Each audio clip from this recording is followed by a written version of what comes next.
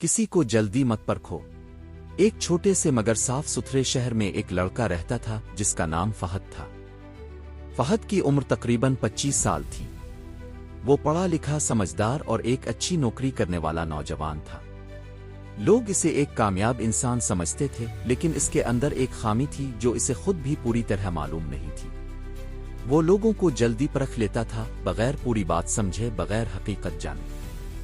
फहद को आदत थी कि वो लोगों के कपड़ों, बोल चाल और रहन सहन को देखकर उनके बारे में राय बना लेता।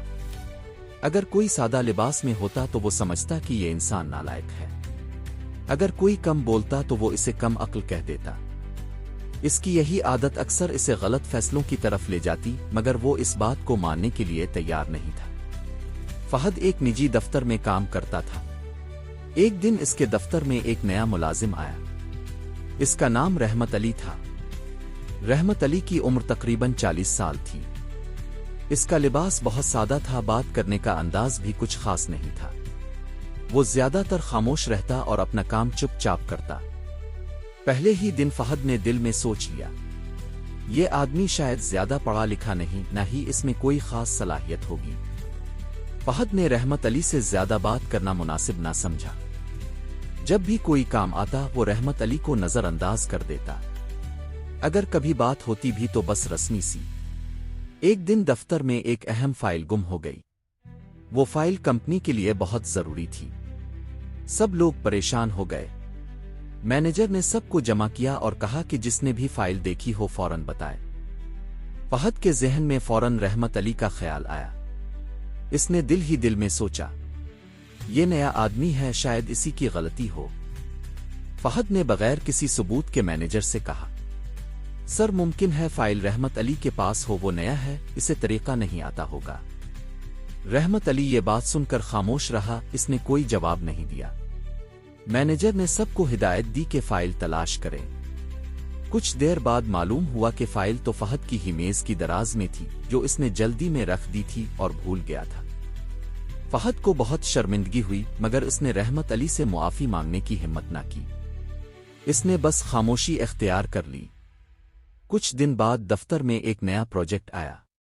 ये प्रोजेक्ट बहुत मुश्किल था। इसके लिए तजर्बाकार शख्स की जरूरत थी। फहद खुद को इस काबिल समझता था, मगर काम शुरू होते ही इसे मुश्किलात पेश आने लगे। बार बार गलतियां हो रही थीं और मैनेजर नाराज होने लगा था। एक दिन फहद देर तक दफ्तर में बैठा काम करने की कोशिश कर रहा था, मगर मसला हल नहीं हो रहा था। इतने में रहमत अली वहां से गुजरा। इसने फहद को परेशान देखा तो आहिस्ता से पूछा, अगर आप बुरा ना माने तो क्या मैं मदद कर सकता हूं? फहद ने पहले तो हैरत से रहमत अली को देखा, फिर मजबूरी में कहा, अगर आपको आता हो तो देख लें।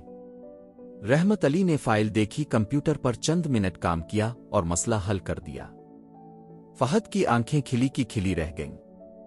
इसे यकीन नहीं आ रहा था कि जिस इंसान को वो कम अक्ल समझता था, वो इतना काबिल कैसे हो सकता है। फहद ने हैरत से पूछा, आपको ये सब कैसे आता है?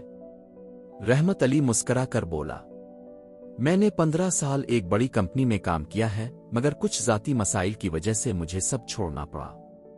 अब दोबारा जिंदगी शुरू कर रहा हूं। ये सुनकर फहद का सर शर्म से झक गया। इसे अपनी सोच, अपने रवैये और अपने फैसलों पर सख्त नदामत हुई। इसी शाम फहद दफ्तर से निकलते हुए रहमत अली के पास गया और बोला, मैं आपसे मुआफी मांगना चाहता हूं। मैंने आपके साथ अच्छा सलूक नहीं किया और बगैर जाने आपके बारे में गलत राय बना ली। रहमत अली ने नरमी से कहा, कोई बात नहीं, इंसान गलती से ही सीखता है। ये बात फहद के दिल में उतर गई। इस दिन के बाद फहद में वाज़े तब्दीली आने लगी। वो अब लोगों को गौर से सुनता, उनकी बात समझने की कोशिश करता और बगैर सबूत के कोई राय कायम नहीं करता था। कुछ अरसे बाद फहद के मोहल्ले में एक बूढ़ी औरत आकर रहने लगी। लोग कहते थे कि वो अजीब सी है, किसी से बात नहीं करती। बच्चे इसका मजाक अलिफाड़ती थे। पहले फहद भी उन बातों पर यकीन करने लगा, मगर फिर इसे रहमत अली का ख्याल आया। इसने फैसला किया कि वो खुद हकीकत जानेगा। एक दिन फहद ने बूढ़ी औरत को सलाम किया। पहले तो वो हैरान हुई, फिर आहिस्ता से मुस्करा दी। باتوں باتوں میں معلوم ہوا کہ وہ ایک ریٹائرڈ ٹیچر تھیں جنہوں نے ساری زندگی بچوں کو تعلیم دی تھی۔ اب وہ اکیلی تھیں، اسی لیے کم بولتی تھیں۔ فہد کو بہت افسوس ہوا کہ لوگ صرف خاموشی کی وجہ سے کسی کو عجیب سمجھ لیتے ہیں۔ وقت گزرتا گیا۔ فہد اب نہ صرف دفتر میں بلکہ معاشرے میں بھی ایک اچھا انسان بن چکا تھا۔ لوگ اس کے رویے کی تعریف کرنے لگے۔ وہ اب جان چکا تھا کہ ہر انسان کے پیچھے ایک کہانی ہوتی ہے جسے جانے بغیر کسی کو پرکھنا ناانصافی ہے۔ ایک دن فہد نے اپنے چھوٹے بھائی کو سمجھاتے ہوئے کہا، بیٹا، کسی کو اس کے لباس، شکل خاموشی سے مت پرکھو۔ اصل انسان اس کے کردار اور عمل سے پہچانا جاتا ہے۔ اس کہانی سے ہمیں یہ سبق ملتا ہے کہ کسی کو جلدی پرکھنا ہمیں غلط فیصلوں کی طرف لے جاتا ہے۔ ہر انسان کے حالات، مشکلات اور کہانیاں ہوتی ہیں۔ جب تک ہم صبر سے کسی کو نہ سمجھیں، ہم انصاف نہیں کر سکتے۔ اخلاقی سبق: کبھی بھی کسی کو جلدی مت پرکھو، کیونکہ ظاہری شکل حقیقت کو نہیں بتاتی۔ انسان کو اس کے کردار اور عمل سے پہچانو، نہ کہ اس کے لباس خاموشی سے۔ صبر، سمجھ اور نرمی انسان کو بڑا بناتی ہے۔